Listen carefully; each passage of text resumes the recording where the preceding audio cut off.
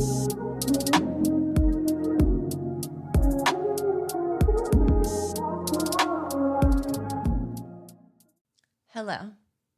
Welcome to Authentically Aligned, a space where growth is rooted in safety, reconnection happens through the nervous system, and we return home to ourselves.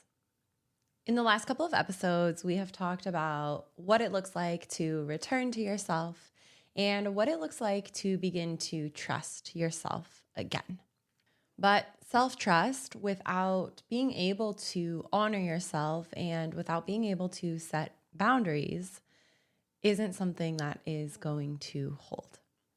So on today's episode, we are discussing boundaries. We are discussing what it looks like to honor yourself, what it feels like to honor yourself and set boundaries, and feelings that come about that are maybe difficult for us to deal with when it comes to honoring ourselves. This isn't about becoming cold. This isn't about becoming rigid or even confrontational, but it's about creating a space and an environment for your own personal emotional safety. As we move through today's episode, I want you to understand and I want you to remember that boundaries are not walls, but they are pillars that create clarity. So why is it that so many of us struggle to set boundaries or even take the time or space to be able to honor ourselves? Many of us have been conditioned to become agreeable, to become people-pleasing, to be accommodating, and to avoid conflict. And because of this, our boundaries are a trigger for guilt, for shame, for fear of rejection, or even fear of abandonment. And relating this back to our nervous system sees confrontation as a threat. So whatever we can do to avoid that confrontation, we are going to do in order to keep our nervous system comfortable. Well, we all know that nothing happens in the comfortable. There is no room for growth inside of the comfortable. There is no room for expansion. And there isn't room for opportunity. And because of this, because our nervous system is so closely related, this is why it can feel so physically uncomfortable to set a boundary, to honor yourself, to take care of yourself. Our body wants to tell us that we are unsafe because it doesn't like the feeling of confrontation.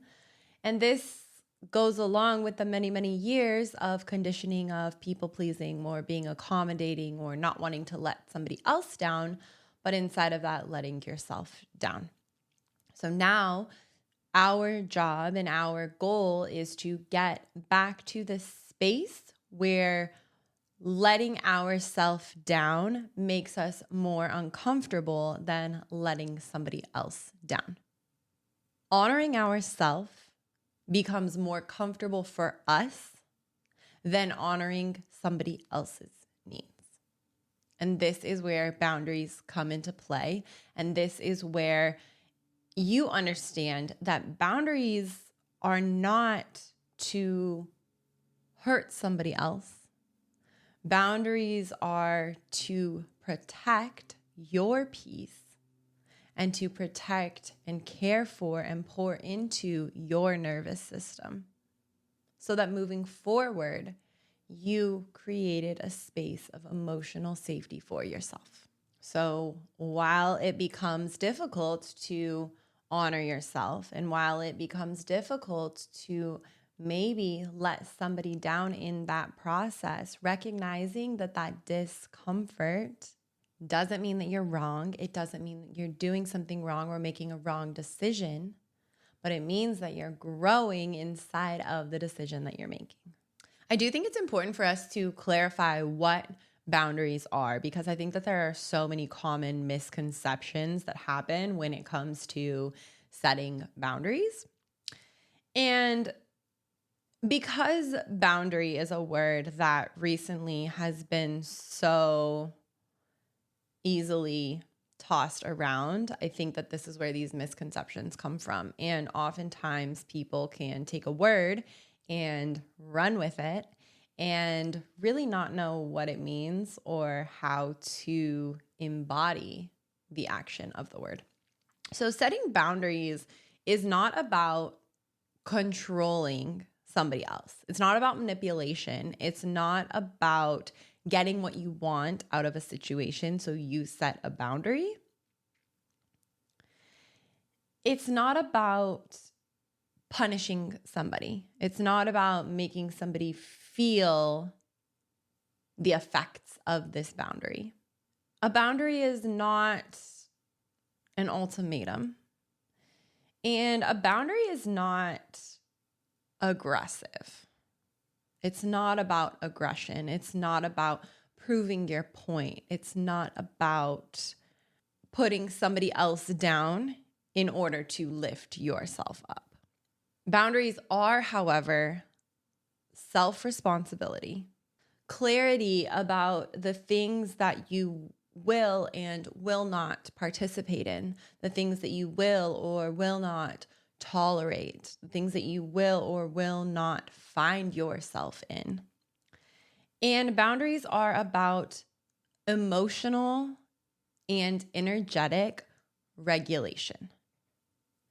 Your responsibility in setting a boundary, this is where the self-responsibility comes in. Your responsibility in setting a boundary is creating a space that is conducive for you to stay emotionally and energetically regulated. And this is why oftentimes if we're in a space or we're participating in a conversation that is not in emotional or energetic alignment with ourselves, we will start to feel it. We'll start to feel a sense of anxiety. We'll start to feel a sense of anger, a sense of frustration. But oftentimes we don't listen to those cues as cues for us to set a boundary. But instead, we allow the anxiety, we allow the frustration, the anger to take over our body rather than taking control, taking autonomy over our emotions and the way that we are showing up in that moment.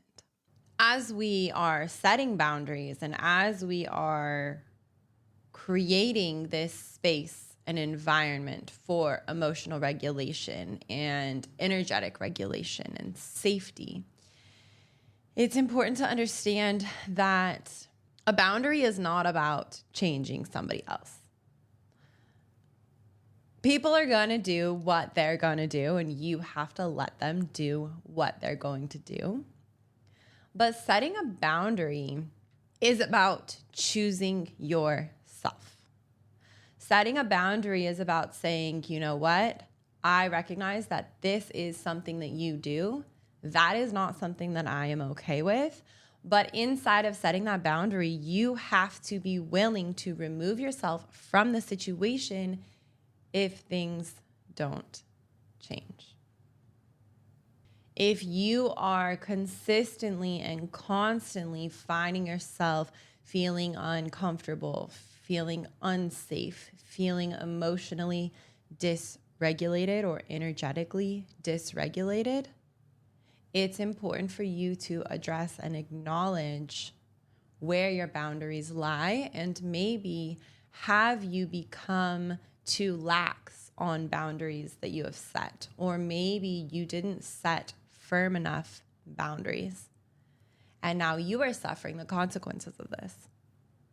How do you now take a moment to reevaluate and reset these boundaries? How do boundaries or lack thereof affect your mental health? So chronic anxiety stems from overcommitment, emotional absorption, taking on the emotions of others, and self-abandonment. And The two aforementioned things, overcommitment and emotional absorption, are absolutely ways of self-abandonment. If you are overcommitting yourself to something that you don't have the capacity for, you have already abandoned yourself. If you are taking on the emotions of others and feeling the emotions of others more heavily than you are feeling your own emotions, you are self-abandoning. So when you don't set these boundaries, this is when the self-abandonment happens. This is when you find yourself emotionally dysregulated. This is when you find your nervous system is at peak dysregulation. This is when resentment starts to build. So maybe it's resentment toward a specific person. Maybe it's resentment toward a job. Maybe it's resentment toward a space. Maybe it's resentment toward a relationship. And through this, your identity begins to weaken, because each time you abandon yourself, you are saying that you are choosing whatever it is over yourself. As you do this, you lose your sense of identity. You lose your sense of full understanding, full connection, and full acquaintance with yourself.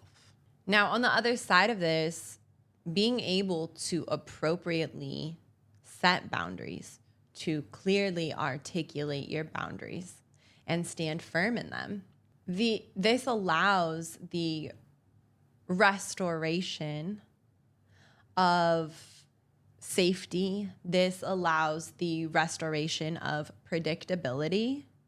And this allows the restoration of emotional stability. So essentially, you being able to set a boundary is your way of creating the circumstances or the life that you want. Now, again, let me say this again. Setting a boundary is not about controlling somebody else. It's not about controlling somebody else's actions, somebody else's behaviors. So you are not always going to get what you want inside of setting a boundary, but inside of setting a boundary and choosing yourself and not being willing to let go or ease up on that boundary, you are then creating an environment, a space, a life, a nervous system that is conducive to your emotional safety and your emotional regulation. As these things progress, you're then creating a life that is for you. Boundaries are the most prominent way to regulate your nervous system. So just because we know that setting boundaries is good for us, and we know that inside of setting a boundary, we are creating emotional regulation and emotional safety, and we are allowing a safe space for our nervous system, that doesn't mean that setting boundaries comes without pain. Sometimes, and oftentimes, setting boundaries hurts.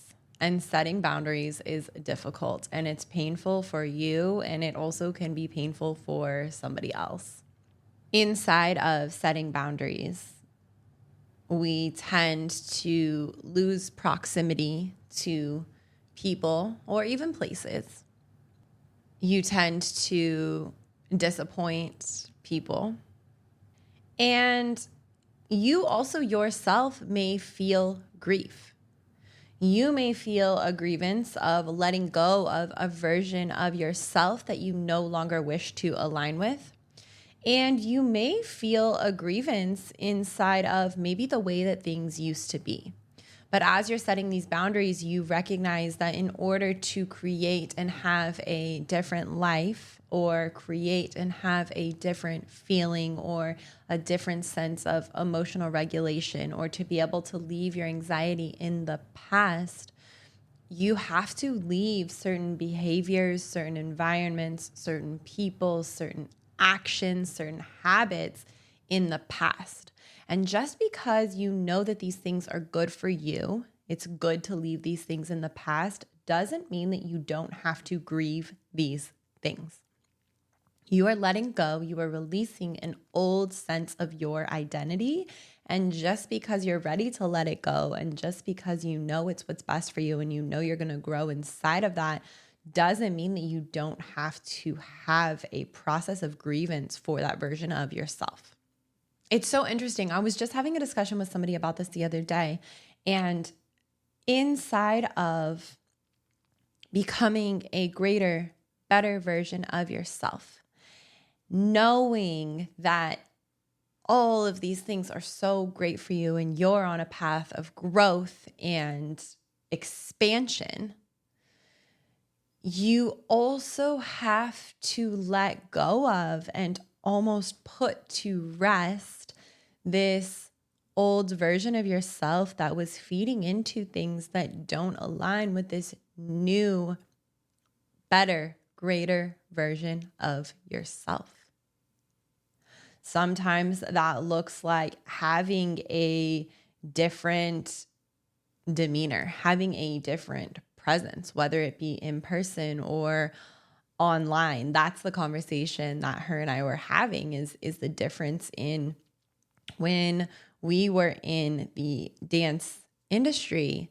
It was a very different way of thinking, and it was a very different way of respecting and valuing our bodies and the way that we place our bodies in the world or on social media or whatever that looks like. And now having a different sense of respect and trust for ourselves, there's a version of me that I can't even relate to anymore. But I did have to grieve that version of myself. I did have to recognize this is no longer you. And that's okay, because it comes along with so many of these greater things. But there is a grieving process. So what I'm getting at and what I'm trying to say is allow yourself that time for grievance. Allow yourself that space for grievance, because if you suppress the feelings and you push them away and you let them dive deep down into your body, they're always going to be there. You have to feel your feelings in order to be able to release them, let go of them, find acceptance, and move forward. And maybe this doesn't even go that deep, but maybe this looks like just grieving the version of you that overgives time, overgives resources, overgives love. And that can be really difficult, especially when people are used to you showing up in a certain way, and all of a sudden you decide to show up for yourself. It's going to throw people off. But you have to recognize that inside of that, you are honoring and caring for yourself first and foremost. And unfortunately, honoring yourself can feel lonely at first because of this. Because it takes adjusting. You not only have to adjust, but the people around you have to adjust. There's going to be an adjustment period when you start to set these boundaries. And some people and places and things are going to still stick, and some people and places and things are going to fall away. But inside of that, the beautiful thing is that there will be people that see this version of yourself that sets boundaries, that respects yourself, that honors yourself. And those people will come into your life because they see that that is the kind of person that you are. And those are the kind of people that you desire to surround yourself with. This is why you set the boundaries in the first place. Setting a boundary brings you closer to alignment in every shape and form. When you set a boundary around your values, around the things that you desire, around the things that are important to you, you are creating room for alignment for things that do go along with your boundaries to come into your life and come into play. Sometimes, most times, the most loving thing that you can do for yourself is place yourself in the uncomfortable. And sometimes, unfortunately, one of the most hateful things that you can do for yourself is continue to place yourself where you are comfortable. Boundaries are and create self-respect. When you show others the things that you are not willing to tolerate and the things that you are not willing to put up with, this allows people the room and the space to respect you. It also provides people the room and the space to disrespect you, unfortunately. But when you set boundaries, you teach people how they can treat you. And when you don't set boundaries, you teach people how they can treat you. Your boundaries strengthen your identity because each time you make a decision toward yourself and create a boundary toward yourself, you recognize, I am this person. This is what I stand for. These are the things that are important to me. And anytime you let go of a boundary, you begin to find confusion. You begin to question. You begin to wonder. But when you're solid and firm on your decisions and your boundaries, you know exactly who you are. And setting boundaries creates a secure sense of attachment because when you can set a boundary that helps you to regulate your nervous system, to keep your anxiety at bay, you are creating an environment for yourself to be secure. And inside of secure attachment comes security with yourself. It doesn't come security from another person, another environment, whatever it may be.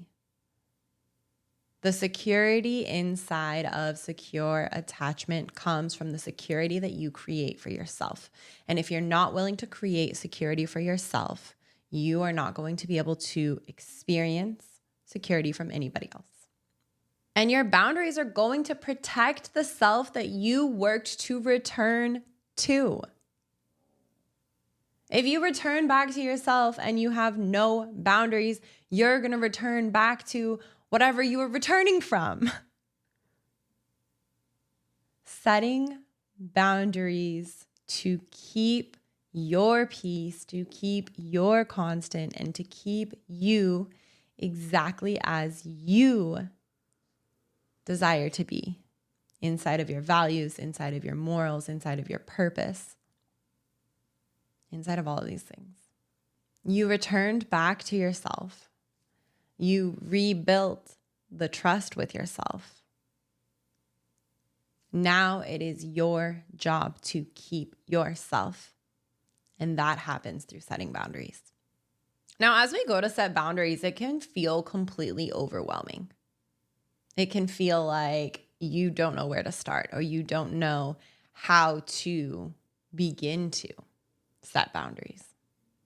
But it's as easy as noticing where resentment lives, noticing where you feel this dysregulation in certain areas, in certain circumstances, around certain people, listening to your body, listening to the dysregulation, because oftentimes the resentment shows through dysregulation. And when you're experiencing that resentment, you know it's time for you to set a boundary. You know it's time for you to choose yourself. Practice pausing before saying yes or agreeing to something. And you can pause for more than 3 to 5 seconds. Take a pause to ask yourself, is this something I really would like to do? And if you're unsure, you can come back to it. You don't have to give anybody an answer immediately. Use language like, that doesn't work for me. I'm not available for that. I need some space. All of these things are honoring yourself. Allow people to have reactions. People are going to react. People are going to feel their emotions. People are going to show up in ways that you didn't expect. But the way that people show up inside of their reactions and inside of their emotions is not your responsibility. And allow yourself to stay regulated in the delivery of setting a boundary, in the delivery of honoring yourself. Don't allow yourself to get flustered. Don't allow yourself to feel sad or angry or frustrated. Allow yourself to show up and honor yourself in a calm, collected, articulate way. You can be kind and firm in setting a boundary at the same time. Become somebody who honors yourself. Boundaries do not make you a difficult person. They make you clear. They make you understood. They make you solid, and they make you confident in who you are. Boundaries reduce long-term anxiety.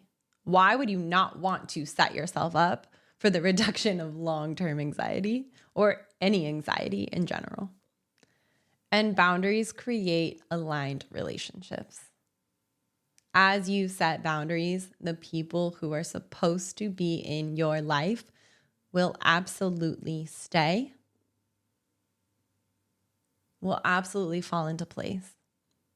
And as you set boundaries, the people who are not will not. The right people don't disappear when you honor yourself. And remember that boundaries are not about pushing people away. They are about honoring yourself, showing up for yourself, and staying connected to yourself. I'm going to leave you with a journal prompt for the week, as always. The journal prompt is, where in my life am I tolerating something that isn't aligned? And what would it look like for me to honor myself inside of this? As you move through your week this week, notice what stayed with you. And remember that integration happens slowly and quietly.